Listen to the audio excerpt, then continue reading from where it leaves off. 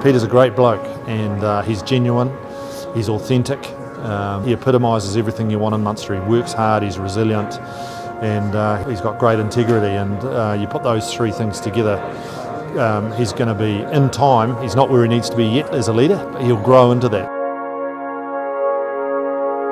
I've certainly dreamt about it, and it's kind of a pinch me job, you know, to think that I have been asked to be captain Munster for a full season.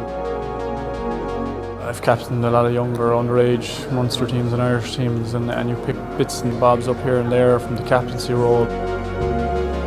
There was a sort of an epiphany amongst a number of them once we got through Harlequins that actually I'm bloody good.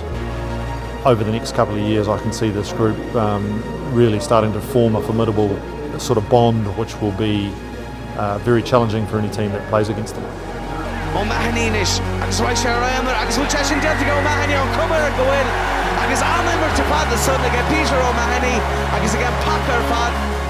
I'm really looking forward to just getting that first run out and leading the boys out. It's going to be a good feeling for me, and coming to the back end of the pre-season now, it's and the boys are just chomping at the bit to put that part of the season to bed and just get out there now and start playing a bit of rugby.